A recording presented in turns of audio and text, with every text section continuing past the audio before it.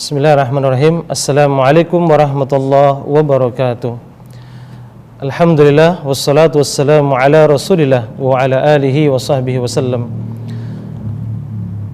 Jemaah sekalian yang Allah muliakan, pada sesi kali ini insyaallah kita akan menjelaskan teknik ruqyah orang-orang yang terhalang untuk mendapat kebahagiaan. Kebahagiaan itu semua datang yang dari Allah Subhanahu wa taala. Kebahagiaan itu adalah sebuah karunia yang Allah berikan kepada kita. Karena telah kita menjalankan segala kebaikan, maka Allah turunkan kebahagiaan, ketenangan dan kebaikan. Nah, ada beberapa orang yang terkadang sulit untuk merasakan kebahagiaan. Nah, kebahagiaan yang dimaksud di sini adalah kebahagiaan yang hakiki. Bahagia adalah merasakan ketenangan dalam jiwa dan batin kita. Karena setiap orang pasti ingin merasakan kebahagiaan, pasti ingin lebih tenang jiwa dan raganya, pasti dimanapun dia berada ingin merasakan kebahagiaan. Ternyata kebahagiaan, kesengsaraan tergantung kita yang mengaturnya. Mau kita bahagia, kita yang menyetingnya. Mau sengsara, juga kita yang menyetingnya. Allah Subhanahu wa ta'ala setelah menggariskan mau bahagia itu Allah turunkan Al-Quran dan sunnah Nabi SAW yang sahih. Kita tinggal menjalankan sebagaimana yang diajarkan Quran dan sunnah yang sahih, insya Allah bahagia. Kalau ingin sengsara, yaitu ikuti jalan-jalan syaitan, jalan yang tidak diajarkan Quran dan sunnah Nabi SAW, pasti dijamin sengsara. Sekalipun bahagia menurut orang umum, tapi bahagia yang kita jelaskan di sini adalah bahagia menurut konsep Quran dan sunnah yang sahih dan merasakan ketenangan jiwa dan ketenangan batin kita. Barangkali ini yang paling sering dirasakan oleh kaum muslimin yang sudah dekat dengan Quran dan sunnah Nabi sallallahu alaihi wasallam. Nah, jemaah sekalian Allah muliakan, orang itu pasti ingin bahagia, namun terkadang ada yang menghalanginya.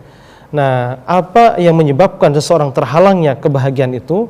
Tentu diantaranya adalah karena dosa.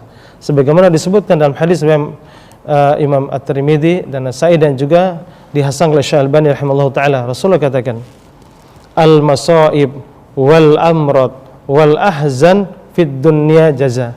Musibah dan musibah menimpa Anda. Wal amrad, sakit yang kita rasakan, wal ahzan, dan kegoncangan jiwa, fit dunia, di dunia ini, karena balasan jaza, sebagai balasan dosa-dosa yang pernah kita lakukan.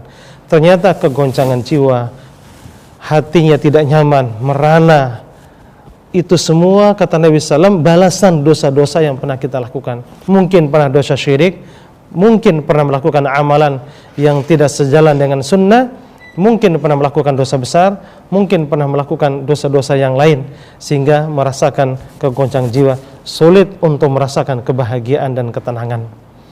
Nah, maka cara untuk meraih ketenangan dan kebahagiaan yang kiki sebelum kita menjelaskan teknik ruqyahnya, yaitu pertama, berzikirlah kepada Allah Subhanahu wa taala. Allah katakan, "Fadhkurullaha katsiran la'alakum tuflihun."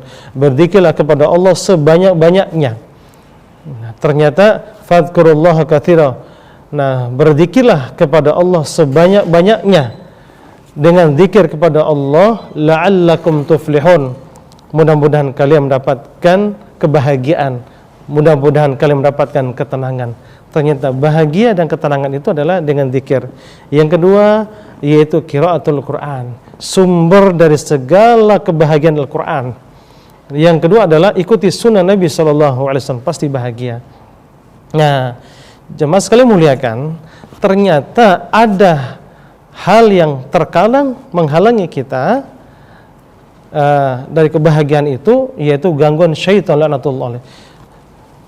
Zikir sudah, ikuti Al-Quran sudah, mengikuti cara Nabi dan ibadah sudah, zikir pagi dan petang juga sudah.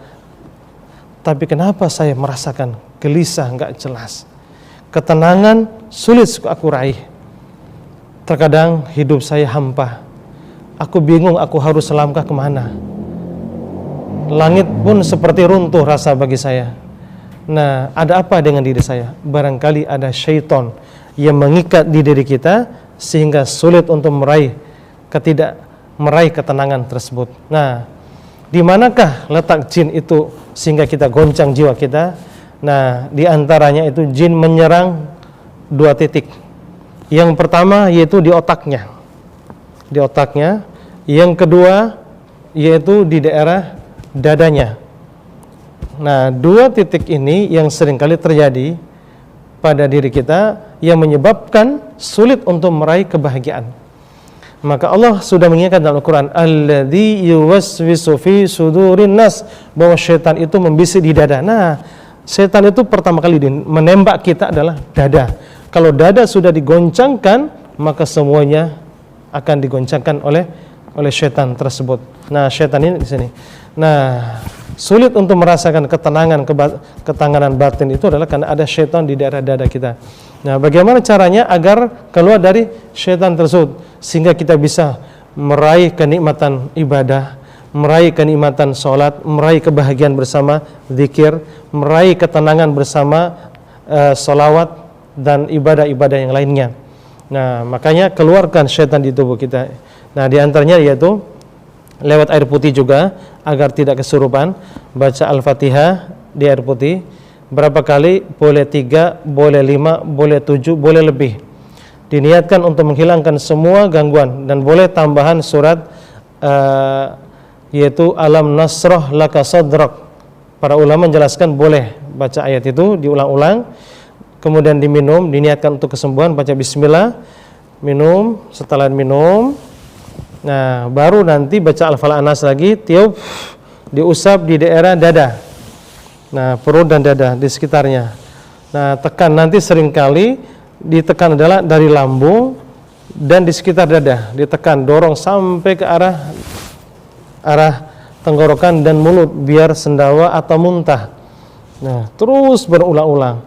Terkadang nggak muntah, nggak sendawa, terkadang bisa lihat keringat atau lihat pori-pori. Dan yang kedua, setelah diusap berulang-ulang, baru nanti diusap di kepala, di daerah kepala sini. Terus diusap, arahkan ke sendawa atau muntah ke mulut, berulang-ulang terus. Nah, kalau nggak sendawa muntah, terkadang bisa lewat usap kepalanya, ditarik ke sini, terus berulang-ulang. Sama dengan dada juga terus. Nah, lakukan berulang-ulang seperti ini, insyaallah taala dengan rahmat Allah, dengan janji Allah, Allah akan memberikan kesembuhan dan Allah akan berikan jalan keluar buat kita semua. Mudah-mudahan kita merasakan kebahagiaan sepanjang hayat kita, bahagia di dunia dan bahagia di akhirat nanti. Wallahu taala alam. Wassalamualaikum warahmatullahi wabarakatuh.